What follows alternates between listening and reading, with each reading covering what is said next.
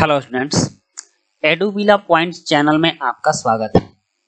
आज हम करने जा रहे हैं क्लास 6 की हिस्ट्री की चैप्टर नंबर 1। ये हिस्ट्री का चैप्टर है पहला और आज हम लोग जानेंगे क्या, कब और कैसे, मतलब इतिहास का जो बेसिक कॉन्सेप्ट होता है आज हम आपको वो बताने वाले हैं और यह काफ़ी इंटरेस्टिंग चैप्टर होगा। तो चलिए शुरू करते हैं आज का ये पार्ट। और इसमें सबसे पहले यह पाठ शुरू होती है एक सवाल से और वह सवाल है रसीदा का सवाल। तो बच्चों इसको हम लोग बहुत ही इंटरेस्टिंग मेथड से पढ़ेंगे और आप लोग ध्यान से हमारे साथ बने रहिए। और इतिहास कहाँ से कैसे शुरू होता है, कैसे पता लगाते हैं, इन सब के बारे में आज हम जानेंगे। तो देखते हैं कि रसीदा क्या सवाल करती है। तो यहाँ रसीदा बैठी अखबार पढ़ रही है। अचानक उसकी निगाह एक सुर्खी पर पड़ती है। सुर्खी का मतलब आप जानते हो, सुर्खी का मतलब अखबार का जो हेडलाइन होता है उसको सुर्खी बोलते हैं। तो उस सुर्खी पर पड़ी और 100 साल पहले, वहां लिखा हुआ था 100 साल पहले। वह सोचने लगी कि यह कोई कैसे जान सकता है कि इतने वर्षों पहले क्या हुआ था।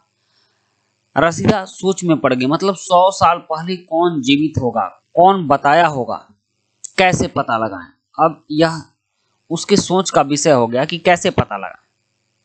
यह जानने के लिए कि कल क्या हुआ था, तुम रेडियो सुन सकते हो, टेलीविजन देख सकते हो, इन सब में न्यूज आते हैं, कल क्या हुआ था तुरंत न्यूज आ जाता है। अखबार पढ़ सकते हो, उससे भी पता चल जाएगा कि कल क्या हुआ था। साथ ही यह जानने के लिए कि पिछले साल क्या हुआ था, तुम किसी ऐसे व्यक्ति से बात कर सकते हो जिसे उस समय की स्मृति हो या जो पिछले साल की बातों को जानता हूं। लेकिन बहुत पहले क्या हुआ था यह कैसे जाना जा सकता है। बहुत ही पेचीदा सवाल था। तो अब हम यहां देखते हैं कि अतीत के बारे में। अतीत का मतलब क्या होता है बच्चों?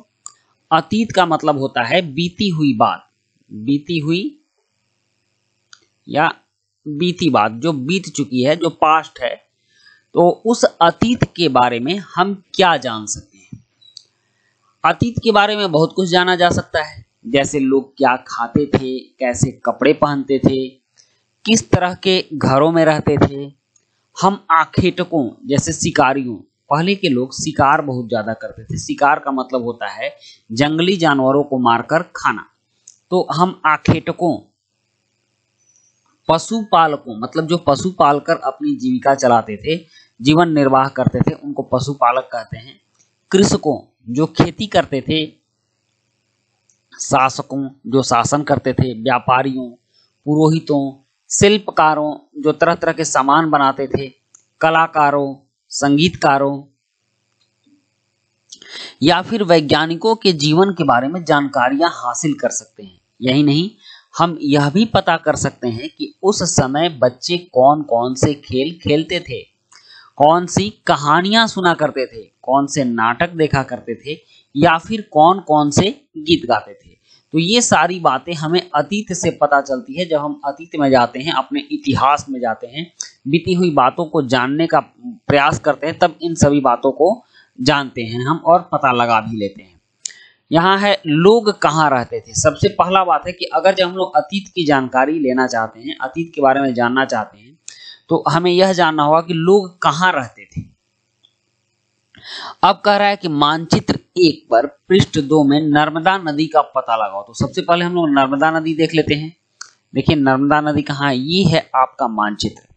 ये उपमहाद्वीप का प्राकृतिक मानचित्र है। उपमहाद्वीप इसको इसलिए कहते हैं क्योंकि एशिया के दक्षिण में पड़े होने से, देखिए यहाँ भारत इसके साथ है, पाकिस्तान भी जुड़ा हुआ है, बांग्लादेश है, नेपाल है, चीन का कुछ भाग है, यहाँ म्यांमार है। इस तरह से यह एक बहुत बड़ा भाग है जिसको हम लोग उपमहाद्वीप कहते हैं। और इस उपमहाद्वीप में हमें नर्मदा नदी को देखना है कि नर्मदा नदी कहाँ है। तो यहाँ देखिए ये है नर्मदा नदी का उद्गम स्थान। ठीक यहाँ से नर्मदा नदी निकलती है और ऐसे ऐसे करके यहाँ अरब सागर में गिर जाती है। ये अरब सागर है। तो ये अब इस मानचित्र में नर्मदा नदी को हमने देख लिया और इसमें कुछ और चीज हमको देखना है। यहाँ देखिए ये भारत का उत्तर पश्चिम भाग है। सबसे पहले आप दिशा समझ लीजिए कि अगर कोई भी मानचित्र देखते हो तो ऊपर की दिशा नॉर्थ कहलाती है, नीचे की जो दिशा होती है वो साउथ कहलाती है, और दाहिने साइड वाला ईस्ट होता है और बाएं साइड वाला वेस्ट होता है। तो यह हो गया उत्तर पश्चिम। उत्तर पश्चिम में हम लोग बात करेंगे किरथर और सुलेमान की पहाड़ियों पर भी बात होने वाली है, तो आप किरथर और सुलेमान देख लीजिए। और यहाँ एक बार सिंधु नदी को भी देख लीजिए कि सिंधु नदी कितने सहायक नदियों से मिलकर बनी। झेलम नदी, चिनाब नदी, रावी नदी, सतलुज नदी, व्यास नदी, इन सभी सहायक नदी से, और सिंधु भी यहाँ से ऐसे करके निकलती है। तो इसकी बहुत सारी सहायक नदियां हैं। इन सब कुछ चीज को हम ध्यान में रखते हैं क्योंकि इसकी चर्चा अब चैप्टर में होने वाली है। और यहाँ हमें अभी जानना है नर्मदा नदी के बारे में, तो ये नर्मदा नदी है। अब देखते हैं नर्मदा नदी के बारे में हमें क्या जानना है, उस बात को भी हम समझ लेते हैं। आपने यहाँ देखा था कि मानचित्र 1 में जो पृष्ठ 2 में है, नर्मदा नदी का पता लगाओ। कई लाख वर्ष पहले से लोग इस नदी के तट पर रह रहे हैं, मतलब नर्मदा नदी के किनारे लाखों साल पहले से लोग यहाँ रह रहे हैं। यहाँ रहने वाले आरंभिक लोगों में से, आरंभिक लोग इसलिए क्योंकि सबसे पहले से वो रहते आ रहे हैं, तो जो सबसे पहले काम होता है उसको हम लोग आरंभिक बोलते हैं।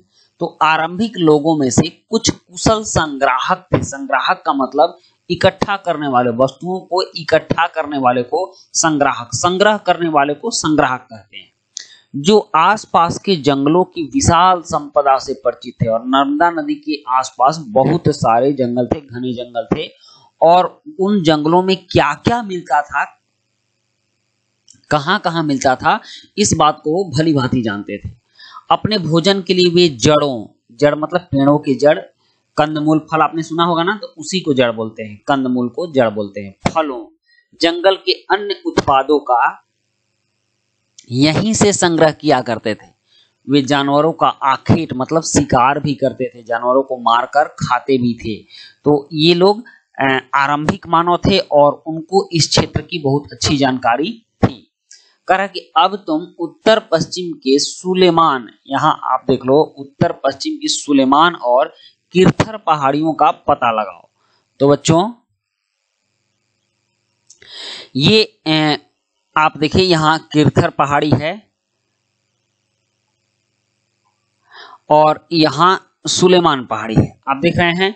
तो इसी क्षेत्र में कुछ ऐसे स्थान हैं जहां लगभग 8000 वर्ष पूर्व स्त्री पुरुषों ने सबसे पहले गेहूं और जौ जैसी फसलों को उपजाना आरंभ किया। इस क्षेत्र में कितने वर्ष पूर्व? 8000 वर्ष पूर्व यहाँ के लोगों ने क्या क्या उपजाया? तो गेहूं उपजाया और जौ उपजाया। तो अगर आपसे कोई पूछेगा कि सबसे पहले उपजाने वाली फसलें कौन कौन सी थी, तो गेहूं और जौ थी। उन्होंने भेड़, बकरी, गाय, बैल जैसे पशुओं को पालतू बनाना शुरू किया। ये लोग गांवों में रहते थे। उत्तर पूर्व में गारो तथा मध्य भारत में विंध्य पहाड़ियों का पता लगाओ। देखो यहाँ, ये देखो, यहां देख रहे हो ना, यहाँ गारो की पहाड़ी है, ये है गारो की पहाड़ी, और यहाँ है विंध्य पहाड़ियां, ये विंध्य पहाड़ियां हैं। तो गारो की पहाड़ी यहाँ है और विंध्य पहाड़ी यहाँ है। अब इसके बारे में आप जान लीजिए।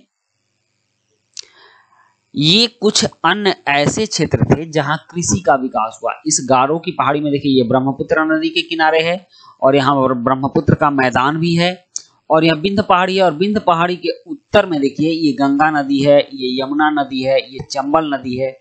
इन नदियों का मैदान है और यहाँ कृषि का प्रारंभ हुआ। इन क्षेत्रों में खेती आरंभ हुआ। सबसे पहले यहाँ चावल उपजाया गया। वे स्थान विंध्य के उत्तर में थे, मतलब ये विंध्य पहाड़ी है और इसके उत्तर में, ऊपर जाएंगे तो उत्तर का आएगा। तो यहाँ चावल सबसे पहले उपजाया गया था।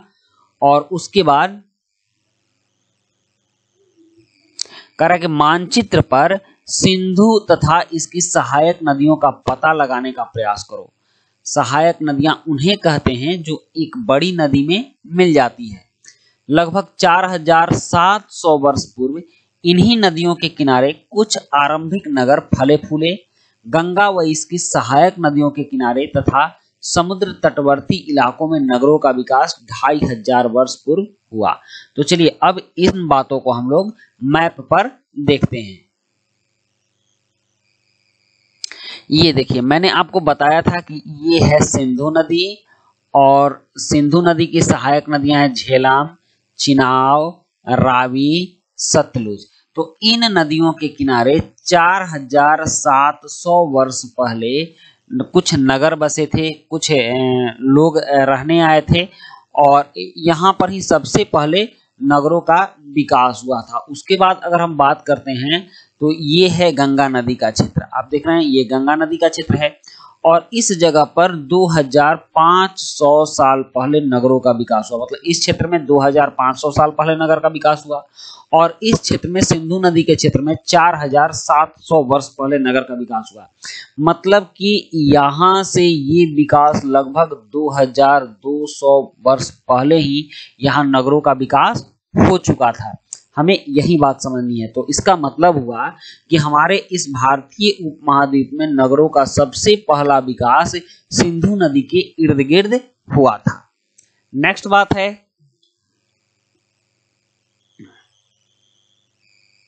अब देखिए, गंगा तथा इसकी सहायक सोन नदी का पता लगाओ। गंगा के दक्षिण में इन नदियों के आसपास का क्षेत्र प्राचीन काल में मगध, वर्तमान में बिहार के नाम से जाना जाता है। इसके शासक बहुत शक्तिशाली थे। उन्होंने एक विशाल राज्य स्थापित किया। देश के अन्य ऐसे हिस्सों, ऐसे राज्यों की स्थापना, देश में अन्य ऐसे हिस्सों में भी ऐसे राज्यों की स्थापना की गई थी। तो सबसे पहले हम लोग देखते हैं कि मगध राज्य कहाँ था। तो आप देखिए, पहले इसको हम लोग इरेज कर लेते हैं।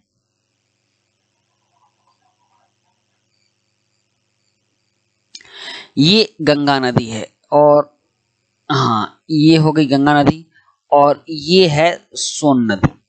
तो गंगा और सोन के पास इस साइड में मगध साम्राज्य का विकास हुआ था, मगध का, और यह काफी विशाल साम्राज्य था उस समय का। और आज इसी क्षेत्र को, इस पूरे क्षेत्र को बिहार के नाम से हम लोग जानते हैं। मगध में ही बहुत प्रतापी राजा हुए, जैसे आपने चंद्रगुप्त मौर्य का नाम सुना होगा, अशोक का नाम सुना होगा, धनानंद का नाम सुना होगा। तो ये सभी राजा जो थे, ये सभी राजा मगध में हुए, और इन्होंने ऐसे विशाल साम्राज्य की स्थापना की थी। और ऐसे ऐसे बहुत सारे साम्राज्य थे, जैसे यहाँ लिच्छवी गणराज्य था, अवध था, चेदी था, कुरु था।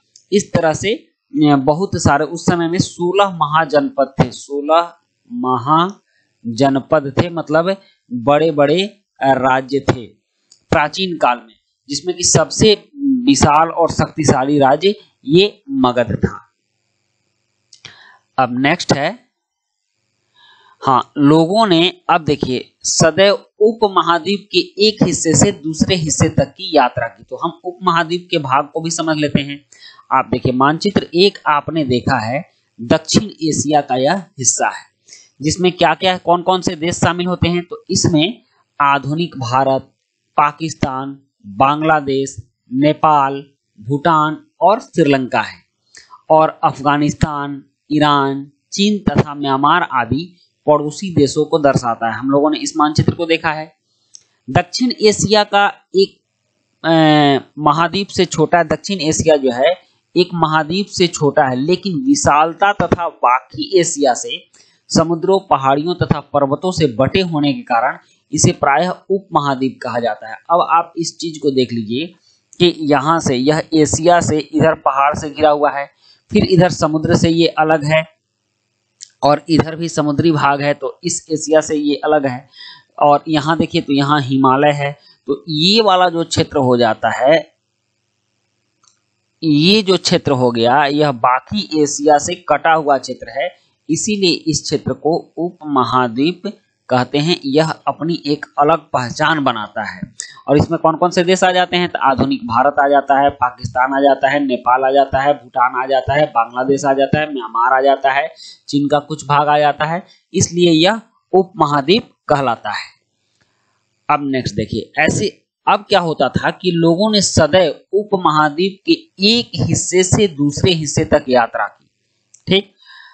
कभी कभी हिमालय जैसे ऊंचे पर्वतों, पहाड़ियों, रेगिस्तान, नदियों तथा समुद्रों के कारण यात्रा जोखिम भरी होती थी। फिर भी ये यात्रा उनके लिए असंभव नहीं थी। आपने सुना होगा कि ह्वेनसांग हिमालय पार करके चीन से भारत आया था। मेगास्थनीज भी आया था। तो इस तरह से बहुत सारे ऐसे यात्री थे जो यात्रा कर करके भारत आते थे। फाहियान भी भारत आया था पढ़ने के लिए। तो ये सभी जो यात्राएं थी असंभव नहीं थी, लेकिन कभी कभी लोग काम की तलाश में तो कभी प्राकृतिक आपदाओं के कारण एक स्थान से दूसरे स्थान जाया करते थे। अगर किसी जगह पर बाढ़ आ जाती थी तो लोग उस जगह को छोड़कर दूसरे जगह पर जाकर बस जाते थे। कभी कभी सेनाएं दूसरे क्षेत्रों पर विजय हासिल करने के लिए जाती थी। इसके लिए अतिरिक्त व्यापारी कभी काफिले में तो कभी जहाजों में अपने साथ मूल्यवान वस्तुएं लेकर एक स्थान से दूसरे स्थान जाते रहते थे।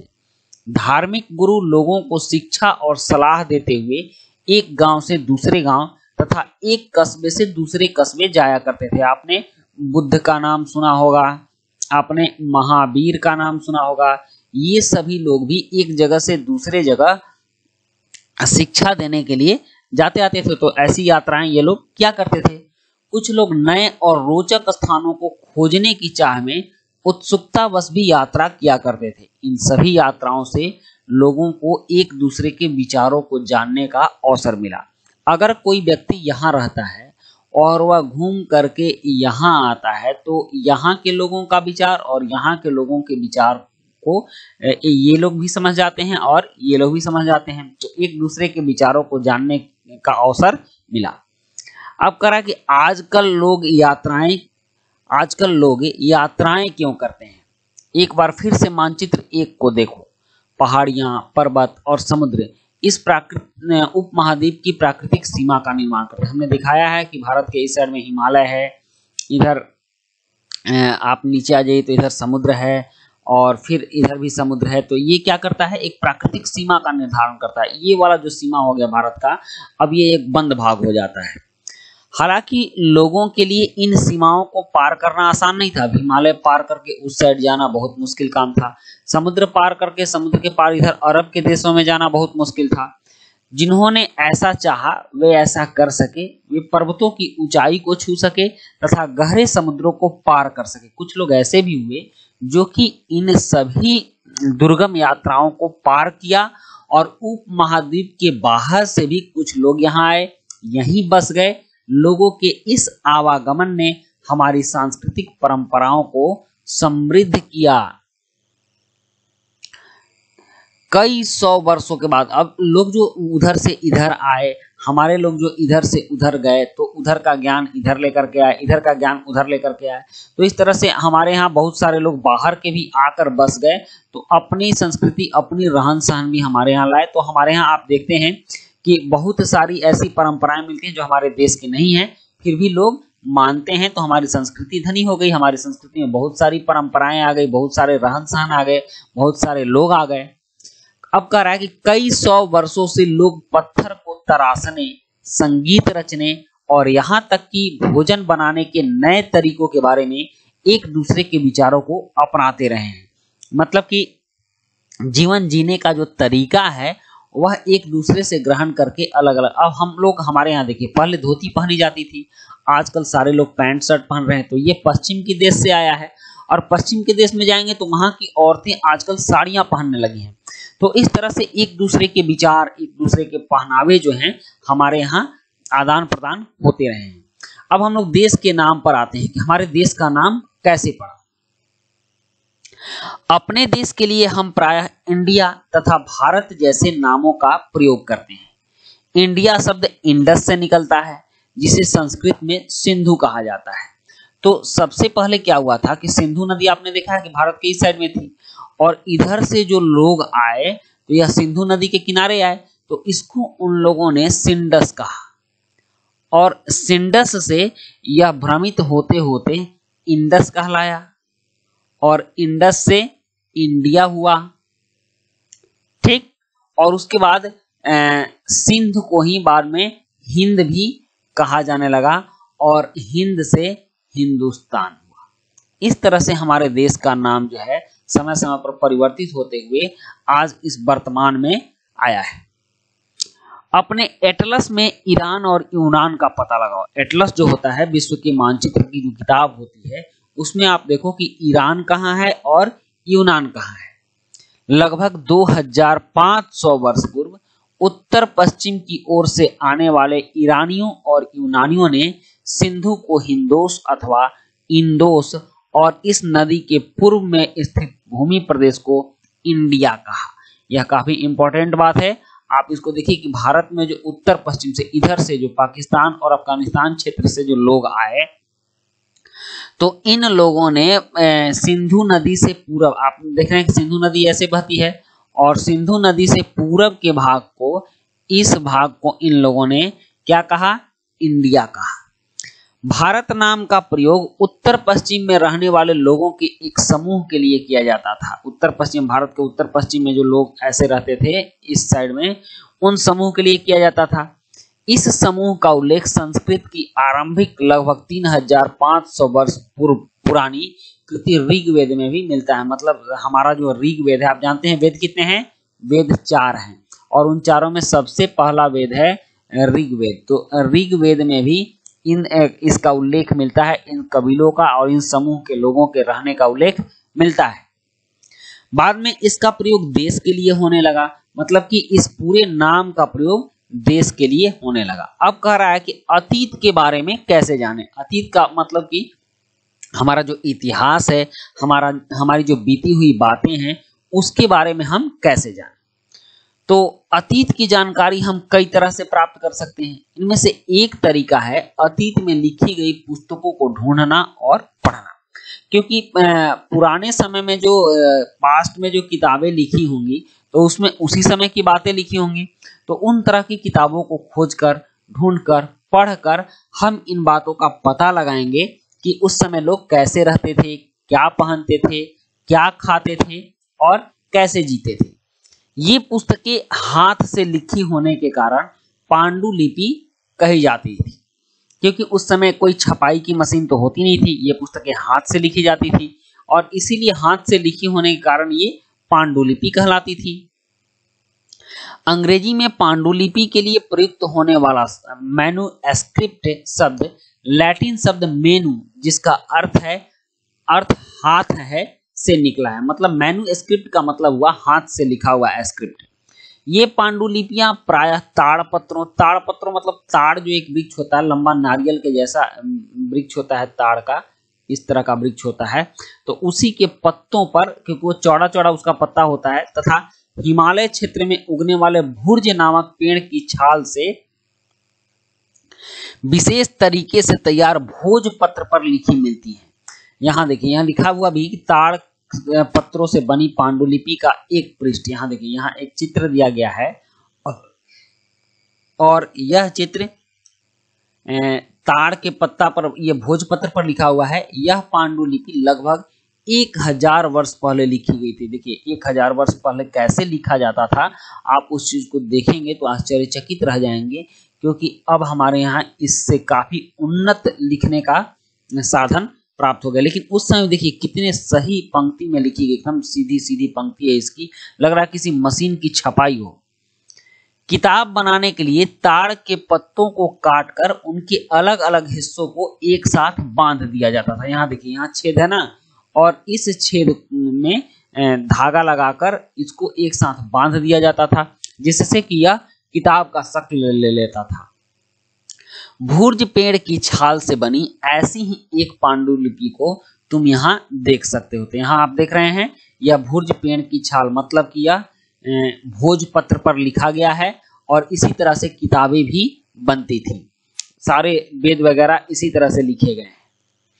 अब करा, इतने वर्षों में इनमें से कई पांडुलिपियों को कीड़ों ने खा लिया। कुछ कीट लगे होंगे, उसको खा लिए होंगे, कुछ नष्ट कर दी गई। फिर भी ऐसी कई पांडुलिपियां आज भी उपलब्ध हैं। प्रायः ये पांडुलिपियां मंदिरों और विहारों में प्राप्त होती हैं। इन पुस्तकों में धार्मिक मान्यताओं और व्यवहारों, राजाओं के जीवन, औषधियों, विज्ञान आदि सभी प्रकार के विषयों की चर्चा मिलती है। मतलब कि इनमें लोग कैसे रहते थे, राजा कैसे रहते थे, औषधियाँ उस समय, दवाइयाँ क्या होती थी उस समय, विज्ञान क्या थे, सारी बातें हम लोग जान पाते हैं। इनके अतिरिक्त हमारे यहाँ महाकाव्य, कविताएं तथा नाटक भी हैं। इनमें से कई संस्कृत में लिखे हुए मिलते हैं, जबकि अन्य प्राकृत और तमिल में। आपने देखा होगा अभिज्ञान शकुंतलम नाटक का नाम सुना होगा, यह संस्कृत में लिखा हुआ है। और उसके बाद तमिल भाषा में संगम साहित्य के बारे में आप आगे चल के पढ़ेंगे, वह भी तमिल भाषा में हुआ है। प्राकृत भाषा का प्रयोग, प्राकृत भाषा आमतौर पर उत्तर प्रदेश और बिहार के क्षेत्र में बोली जाती थी, तो प्राकृत भाषा का प्रयोग आमतौर पर लोग किया करते थे। हम अभिलेखों का भी अध्ययन कर सकते हैं। अभिलेख क्या होते हैं उसको देखते हैं। अभिलेख जो होते हैं ऐसे लेख पत्थर अथवा धातु जैसी अपेक्षाकृत कठोर सतहों पर उत्कीर्ण किए गए मिलते हैं। यहाँ देखिए, यहाँ पत्थर पर लिखा हुआ है, इसमें आप देखेंगे ना तो छोटे छोटे बहुत सारे अक्षर आपको दिखेंगे, तो ये अभिलेख कहलाते हैं। इसको अंग्रेजी में हम लोग रिकॉर्ड बोलते हैं। तो कभी कभी शासक अथवा अन्य लोग अपने आदेशों को इस तरह उत्कीर्ण करवाते थे, मतलब पत्थर पर खुदवाते थे, ताकि लोग उन्हें देख सकें, पढ़ सकें और उनका पालन कर सकें। कुछ अन्य प्रकार के अभिलेख भी मिलते हैं, जिनमें राजाओं तथा रानियों सहित अन्य स्त्री पुरुषों ने भी अपने कार्यों के विवरण उत्कीर्ण करवाए हैं। उदाहरण के लिए प्रायः शासक लड़ाइयों में अर्जित विजयों का लेखा जोखा रखते थे। यह जो आप अभिलेख देख रहे हैं, यह 2200 वर्ष पुराना यह अभिलेख वर्तमान अफगानिस्तान के कंधार से प्राप्त हुआ है। यह अभिलेख अशोक नामक शासक के आदेश पर उत्कीर्ण करवाया गया था। अशोक कहाँ का शासक था? अशोक मगध का शासक था, और मगध भारत के बिहार में गंगा नदी के दक्षिण में सोन नदी के पास पड़ता था। इस शासक के विषय में तुम अध्याय 8 में पढ़ोगी। रसीदा के बारे में बताया जा रहा है कि रसीदा भी पढ़ेगी। जब हम कुछ लिखते हैं तब हम किसी लिपि का प्रयोग करते हैं। लिपि मतलब क्या होता है? भाषा के जो चिन्ह होते हैं उसको लिपि कहते हैं। लिपियां अक्षरों अथवा संकेतों से बनी होती हैं। जब हम कुछ बोलते अथवा पढ़ते हैं तब हम एक भाषा का प्रयोग करते हैं।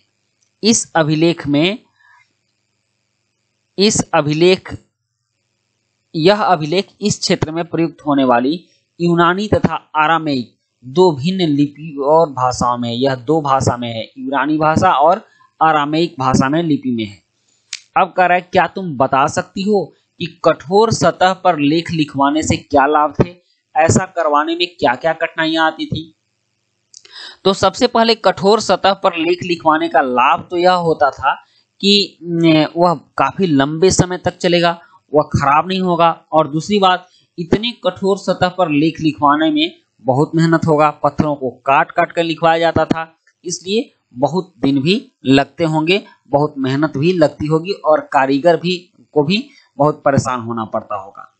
अब है इसके अतिरिक्त अन्य कई वस्तुएं अतीत में बनी प्रयोग में लाई जाती थी, मतलब कि बहुत पहले की बनी वस्तुएं प्रयोग में लाई जाती थी। ऐसी वस्तुओं का अध्ययन करने वाला व्यक्ति पुरातत्वविद कहलाता है। मतलब जो पुराने वस्तुओं का अध्ययन करता है वो व्यक्ति क्या कहलाता है? पुरातत्वविद, पुरानी बातों को जानने वाला।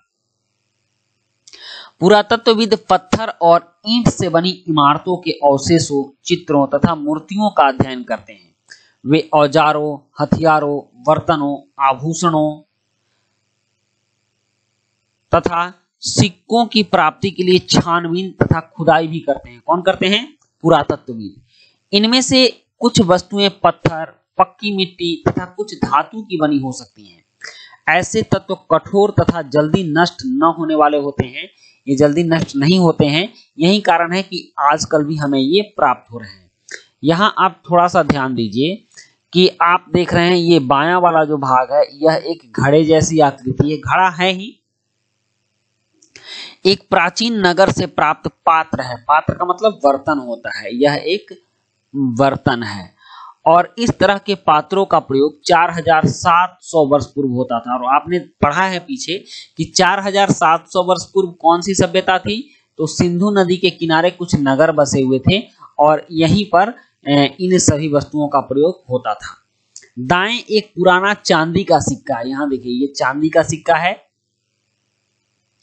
इस तरह के सिक्कों का प्रयोग लगभग 2500 वर्ष पूर्व होता था और 2500 वर्ष पूर्व गंगा नदी के किनारे कुछ नगर बसे हुए थे, तो इन सभी क्षेत्रों में इन सिक्कों का प्रयोग होता होगा।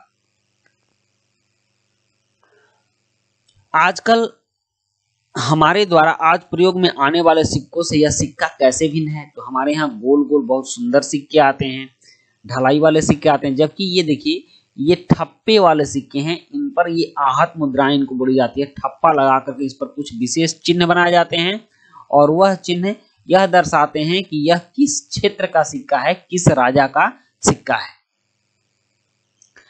अब यहाँ पुनः हम लोग पुरातत्वविद के पास आते हैं कि पुरातत्वविद और क्या क्या बताते हैं। तो पुरातत्वविद को जानवरों, चिड़ियों तथा मछलियों की हड्डियां भी ये ढूंढते हैं। इससे उन्हें यह जानने में मदद मिलती है कि अतीत में लोग क्या खाते थे। वनस्पतियों के अवशेष बहुत मुश्किल से बच पाते थे। वनस्पति मतलब पेड़ पौधों के अवशेष, ये तो सड़गल जाते हैं, इसलिए बहुत मुश्किल से ये बचते हैं और बहुत कम मिलते हैं। यदि अन्न के दाने अथवा लकड़ी के टुकड़े जल जाते हैं तो वे जले हुए रूप में बचे रहते हैं, क्योंकि वे बहुत दिनों बाद नष्ट होते हैं। क्या पुरातत्वविदों को बहुधा कपड़ों के अवशेष मिलते होंगे? आप सुनिए, कपड़ों के अवशेष मिलते होंगे? बिल्कुल नहीं, क्योंकि कपड़े तो सड़ भी जाते हैं। पांडुलिपियों, अभिलेखों तथा पुरातत्व से ज्ञात जानकारियों के लिए इतिहासकार प्रायः स्रोत शब्द का प्रयोग करते हैं। वह जिन स्रोत से, जिन बातों से जानकारी एकत्रित करते हैं उसको क्या बोलते हैं? स्रोत बोलते हैं। इतिहासकार उन्हें कहते हैं जो अतीत का अध्ययन करते हैं। इतिहासकार किसे कहते हैं? जो अतीत मतलब बीती हुई कहानियों का अध्ययन करते हैं, उन्हें इतिहासकार कहते हैं। स्रोत से प्राप्त होते ही अतीत के बारे में पढ़ना बहुत रोचक हो जाता है। स्रोत के प्राप्त मतलब अगर कोई स्रोत मिलता है, कोई पुराना घड़ा मिल गया, कोई पुराना सिक्का मिल गया, कोई पुराना बर्तन मिल गया,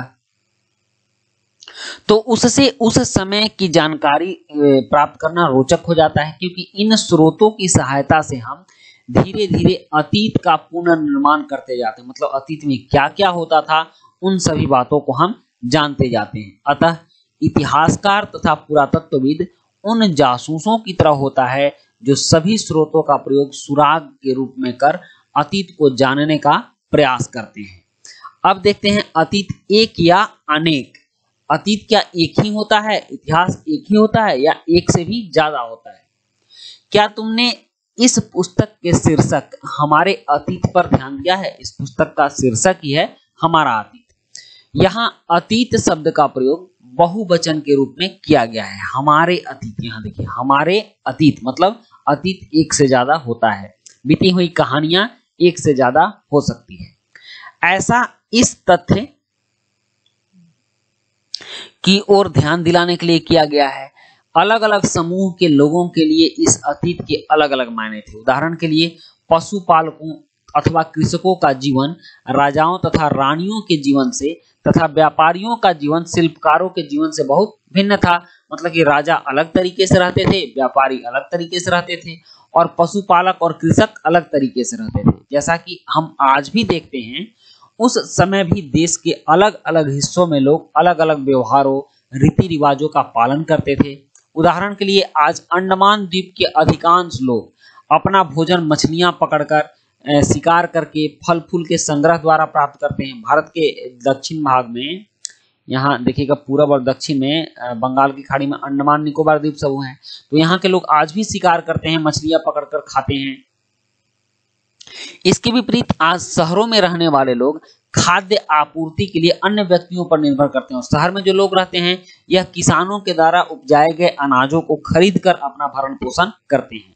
इस तरह के भेद अतीत में भी विद्यमान थे। कुछ लोग कृषि करते थे और कुछ लोग संग्राहक थे, उनको खरीद करके इकट्ठा करके खाते थे। इसके अतिरिक्त एक अन्य तरह का भेद है, उस समय शासक अपनी विजयों का लेखा जोखा रखते थे। मतलब जो शासक राजा होते थे, जो जीतते थे तो अपने लिए लिखवा करके रखते थे। आपने देखा है पांडुलिपियां थी या फिर अभिलेख थे पत्थरों पर लिखे हुए, या फिर ताम्रपत्रों पर भी लिख करके वो लोग अपनी सारी बातों को लिखवा कर रखते थे। यही कारण है कि हम उन शासकों तथा उनके द्वारा लड़ी जाने वाली लड़ाइयों के बारे में काफी कुछ जानते हैं, जबकि शिकारी मछुआरे, संग्राहक, कृषक अथवा पशुपालक जैसे आम आदमी प्रायः अपने कार्यों का लेखा जोखा नहीं रखते थे। और आज भी आम आदमी क्या करते हैं इसको लिखकर नहीं रखते हैं। आप बड़े आदमियों को जाएंगे तो वो लोग अपनी डायरी लिखते हैं, डेली का जो डायरी है, डेली वो क्या क्या करते हैं सारी बातों को लिख करके रखते हैं। लेकिन आम आदमी इस चीज को नहीं करता है। तो कभी उनकी डायरी दूसरे को मिलेगी तो वो उसके बारे में तो जानेंगे कि धनी लोग कैसे रहते थे, बड़े बड़े लोग कैसे रहते थे और आम आदमी कैसे रहता था, इसके बारे में जानकारी कम होगी। पुरातत्व की सहायता से हमें उनके जीवन को जानने में मदद मिलती है। हालांकि अभी भी इनके बारे में बहुत कुछ जानना शेष है। अब हम लोग तिथियों को समझेंगे। तिथियों का मतलब क्या होता है, क्योंकि इतिहास में सबसे महत्वपूर्ण है डेट्स, तिथियां। तिथियों को अगर हम समझ गए तो इतिहास समझने में आसानी होती है। अब कह रहा है कि अगर कोई तुमसे तिथि के विषय में पूछे तो तुम शायद उस दिन की तारीख, माह, वर्ष, जैसे मान लीजिए कि आप 10 जनवरी 2021 लिख सकते हो, 2021 लिख सकते हो। तो इस तरह से आप आज की तिथि के बारे में लिखोगे, जैसे कि 2000 या इस तरह का कोई और वर्ष बताओगी, 2022 भी बता सकती हो, 2019 भी बता सकती हो। वर्ष की यह गणना ईसाई धर्म प्रवर्तक ईसा मसीह के जन्म की तिथि से की जाती है। मतलब ईसा मसीह का जन्म जिस साल हुआ था उसे पहला साल माना जाता है। अतः 2000 वर्ष कहने का तात्पर्य ईसा मसीह के जन्म के 2000 वर्ष के बाद से है। ईसा मसीह के जन्म के पूर्व की सभी तिथियां ईसा पूर्व कहलाती हैं, मतलब ईसा से पहले के रूप में जानी जाती है। अगर कोई घटना ईसा मसीह के जन्म से 500 साल पहले हुई है तो हम इसको 500 ईसा पूर्व लिखेंगे, और कोई घटना ईसा मसीह के 1000 साल बाद घटित हुई है तो उसको हम लोग 1000 ईस्वी लिखते हैं। समझ में आया? अगर ये घटना 1000 साल पहले, ईसा मसीह के जन्म से 1000 साल पहले घटित हुई तो इसको हम लोग 1000 ईसा पूर्व लिखेंगे। ठीक, इस पुस्तक में हम 2000 को अपना आरंभिक बिंदु मानते हुए वर्तमान से पूर्व की तिथियों का उल्लेख करेंगे। मतलब 2000 को हम लोग वर्तमान मानेंगे। वर्तमान साल क्या मानेंगे? 2000 साल इस पुस्तक के लिए मानेंगे। अब इतिहास और तिथियां। अंग्रेजी में बीसी मतलब बिफोर क्राइस्ट, मतलब ईसा से पूर्व होता है, और हिंदी में हम लोग इसको ईसा पूर्व लिखते हैं। अगर अंग्रेजी में ईसा मसीह के जन्म को आधार मान लिया जाए तो इसके बाद के इधर मतलब ईसा मसीह के जन्म के बाद और ईसा मसीह के जन्म के पहले की घटना का वर्णन करना होगा तो हम लोग 1000 BC लिखेंगे, बिफोर क्राइस्ट लिखेंगे। और अगर इसी को हिंदी में लिखना होगा तो हम लोग इसको ईसा पूर्व लिखेंगे। कभी कभी तुम तिथियों से पहले एडी, हिंदी में ई लिखा जाता है ईस्वी, और अंग्रेजी में एडी, मतलब कि ईसा मसीह के जन्म के बाद अगर 1000 साल बाद कोई घटना घटती है तो इसको एडी लिखा जाता है, और हिंदी में हम लोग इसको ईस्वी लिखते हैं। तो लिख पाती हो। यह एनोडेमनी, एडी का मतलब एनो, डोमनी होता है, नामक 2 लैटिन शब्दों से बना है, जिसका तात्पर्य है ईसा मसीह के जन्म के वर्ष से, मतलब कि 1000 साल बाद। कभी कभी एडी की जगह सीई या बीसी या बीसीई का प्रयोग होता है। सीई अक्षरों का प्रयोग कॉमन एरा तथा बीसीई का बिफोर कॉमन एरा के लिए होता है। इन शब्दों का प्रयोग इसलिए करते हैं क्योंकि विश्व के अधिकांश देशों में अब इस कैलेंडर का प्रयोग सामान्य हो गया है। भारत में तिथियों के इस रूप का प्रयोग लगभग 200 वर्ष पूर्व आरंभ हुआ। मतलब कि अंग्रेजों के आने के समय से इन तिथियों का प्रयोग आरंभ हुआ। कभी कभी अंग्रेजों के बीपी अक्षरों का प्रयोग होता है, जिसका तात्पर्य बिफोर प्रेजेंट मतलब वर्तमान से पहले होता है। अब देखिए, अब यहाँ है जैसा कि पहले पढ़ा, अभिलेख कठोर सतहों पर उत्कीर्ण करवाए जाते थे। आपने देखा है कि पत्थर पर अभिलेख उत्कीर्ण हुए थे। इनमें से कई अभिलेख कई 100 वर्ष पूर्व लिखे गए थे। सभी अभिलेखों में लिपियों और भाषाओं का प्रयोग हुआ, अलग अलग लिपि और अलग अलग भाषाओं का प्रयोग हुआ। समय के साथ साथ अभिलेखों में प्रयुक्त भाषाओं तथा लिपियों में बहुत बदलाव आ चुका है। विद्वान यह कैसे जान पाते हैं कि क्या लिखा था? इसका पता अज्ञात लिपि का अर्थ निकालने की एक प्रक्रिया द्वारा लगाया जा सकता है। इस प्रकार से अज्ञात लिपि को जानने की एक प्रसिद्ध कहानी उत्तरी अफ्रीकी देश मिस्र से मिलती है। लगभग 5000 वर्ष पूर्व यहाँ राजा रानी रहते थे। यहाँ देखिए, आप देख सकते हैं कि यहाँ कुछ चित्र दिए गए हैं और इस चित्र के लिए कुछ मानक अक्षर दिए गए। जैसे यहाँ शेर का चित्र है तो L दिया गया है, इस तरह के चित्र के लिए P यहाँ भी है और इस तरह के चित्र के लिए P यहाँ भी है। तो अब समझ में आ जाएगा कि जहां जहां इस तरह का चित्र होगा तो इसको हम लोग P समझेंगे और इस तरह का चित्र होगा तो इसको L समझेंगे। इस तरह के चित्र के लिए M समझेंगे। और यहाँ देखिए, यहाँ ऐसा चित्र T है और यहाँ K है, ये I है, ये A है। तो इस तरह से चित्राक्षर होते थे और ये संकेत समझ करके पुराने जो इतिहासकार हैं इन सारी बातों का और इन सारी जानकारियों का पता लगाते हैं। कह रहा है कि मिस्र के उत्तरी तट पर रोसेटा नामक एक कस्बा है। यहाँ से एक ऐसा उत्कीर्ण पत्थर मिला है जिस पर एक ही लेख 3 भिन्न भिन्न भाषाओं, लिपियों, यूनानी तथा मिस्री लिपि के 2 अक्षरों में है। कुछ विद्वान यूनानी भाषा पढ़ सकते थे। उन्होंने बताया कि यहाँ राजाओं तथा रानियों के नाम एक छोटे से फ्रेम में दिखाए गए हैं। इसे कारतूस कहा जाता है। इसके बाद विद्वानों ने यूनानी तथा मिस्री संकेतों को अगल बगल रखते हुए मिस्री अक्षरों की समानार्थक ध्वनियों की पहचान की। जैसा कि तुम चित्र में देख सकते हो, यहाँ L अक्षर के लिए शेर तथा A अक्षर के लिए चिड़िया के चित्र बने हुए हैं। एक बार जब उन्होंने यह जान लिया कि विभिन्न अक्षर किनके लिए प्रयुक्त हुए हैं तो आसानी से इन अभिलेखों को पढ़ सकते हैं। तो बच्चों, आज हम लोगों ने यह पहला चैप्टर पढ़ा, कब, क्या और कैसे। अब इसके बाद इस चैप्टर का हम प्रश्न उत्तर लेकर के आएंगे और बहुत जल्द ही यह चैप्टर आपको अभी तो आज तो कंप्लीट हो गया, इसके प्रश्न उत्तर को भी कंप्लीट करेंगे। तो हमारे साथ बने रहिए, आपके सारे सिलेबस के एक एक चैप्टर यहाँ उपलब्ध होने वाले हैं। मिलते हैं नेक्स्ट वीडियो में।